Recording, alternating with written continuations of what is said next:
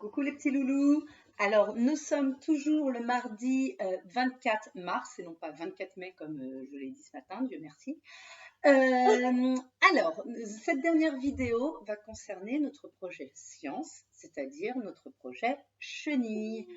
Alors, comme je vous l'avais expliqué au tout départ, la chenille naît dans un œuf.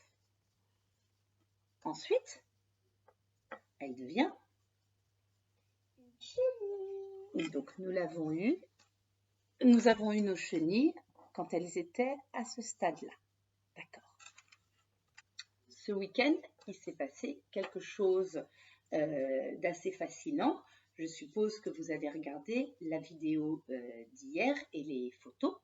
Regardez maintenant comment sont nos chenilles. Alors attends, Clarisse, on va montrer ça aux enfants après.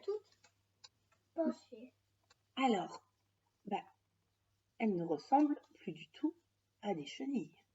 Elles ne bougent plus. Mais si, c'était en train de les faire bouger, mais... Je vous montre le deuxième pot. Alors, effectivement, là, elles bougent parce que moi, je les ai bougées. Mais, je vais tout vous expliquer. Alors, Clarisse, est-ce que tu peux me montrer aux copains comment, à quel stade maintenant sont les chenilles? À la chrysalide. Voilà, ça c'est une chrysalide. Donc elles sont dans ce sens-là. Donc ce qui s'est passé en fait, c'est que les chenilles ont d'abord commencé à se fixer, vous voyez, en haut du pot, grâce à leurs fils de soie. Alors les fils de soie, ce sont des, en fait c'est tout simplement de la bave que produit la chenille. Donc avec sa bave, la chenille fait des fils de soie et elle a commencé dans un premier temps à s'accrocher. D'un seul, petit à petit, au bout de quelques temps, le dos de la chenille s'est brisé, s'est cassé. Et là, une chrysalide est apparue et a entouré la chenille. Donc, la chrysalide sort du dos, entoure la chenille. Voilà. Et la chenille, donc, se retrouve dans une sorte de petit cocon.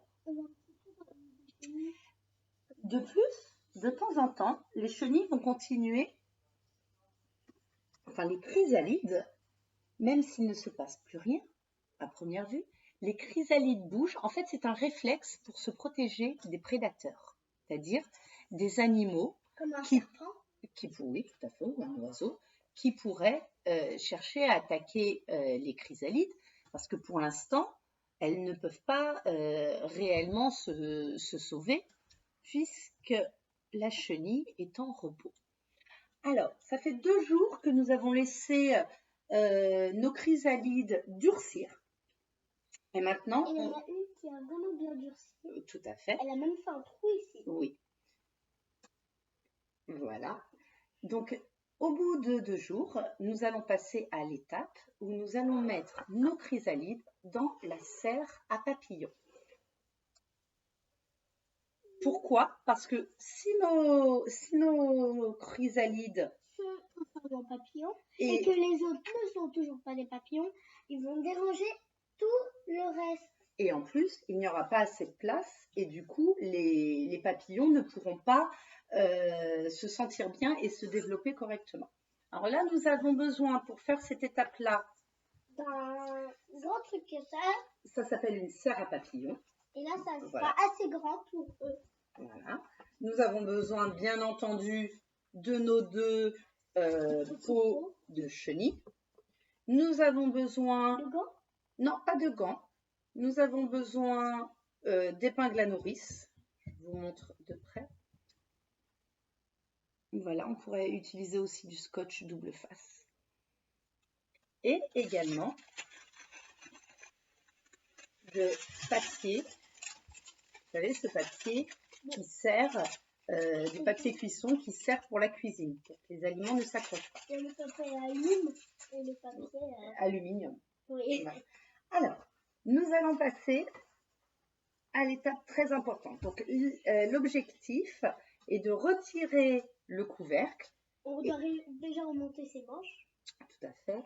Et d'accrocher nos chrysalides vers le bas de la serre. Alors, c'est parti. Je vais vous montrer ça. Non, Clarisse, tu vas pas toucher ma louloute parce que c'est une étape délicate. Vous voyez, j'ouvre tout. Mais petit à petit. Voilà, il faut y aller doucement. Comme je vous l'ai déjà expliqué, quand on fait des activités scientifiques, il ne faut pas trop forcer. Hésiter à prendre son temps pour observer, pour manipuler les choses. Beaucoup trop, là. Voilà. Donc là, vous voyez, j'ai le papier de soie. Donc je vais prendre... Hop, Clarisse, tu vas me tenir ça, voilà. Je vais prendre délicatement le papier de soie en essayant de ne pas... Je me demande ça fait quel truc quand on les met dans la main. Eh bien, on ne va pas les mettre dans la main directement. Je les touche le moins possible. Voilà. On va laisser être comme elle veut être. Tout à fait. Je retire, voilà, ce qui dépasse. Donc voilà, si vous voulez voir les chrysalides de près. Hop, je vais te les montrer après.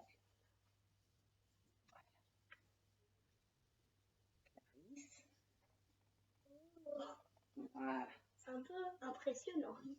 Donc, je vais prendre mon épingle à nourrice. Et je vais passer tous les 4 mains.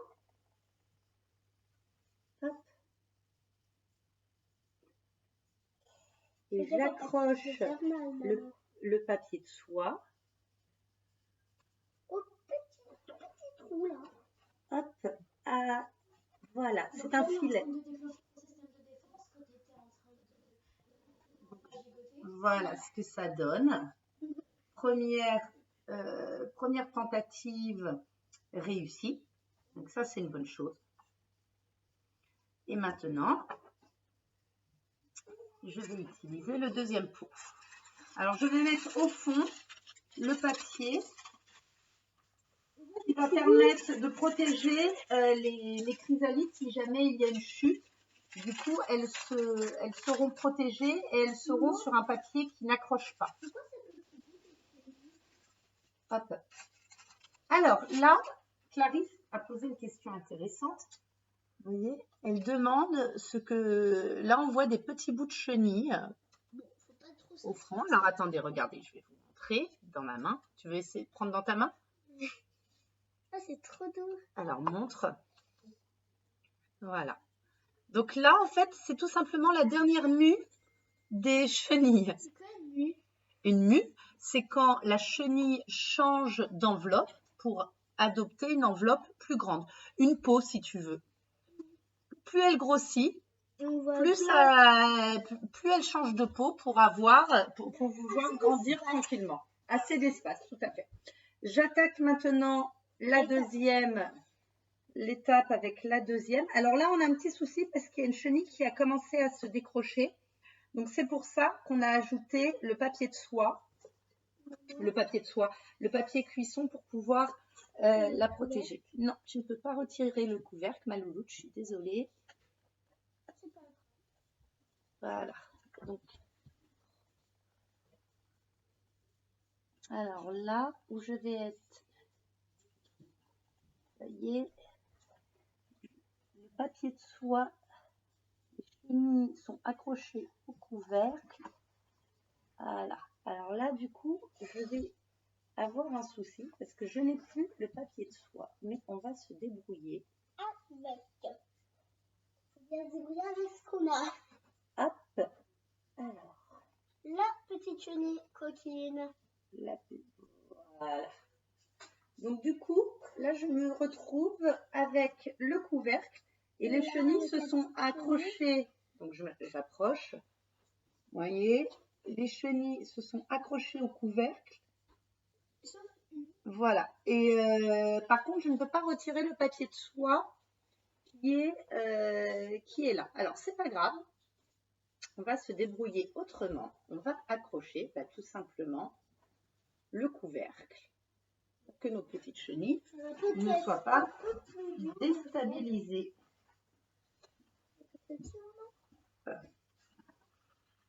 Voilà, on va les mettre pareil de ce côté-ci. Alors, je vais devoir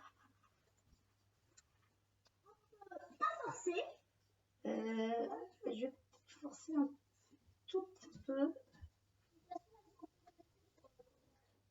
Voilà, regardez, c'est pas grave.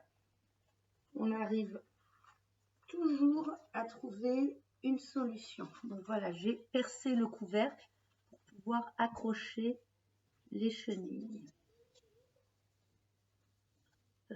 Et voilà.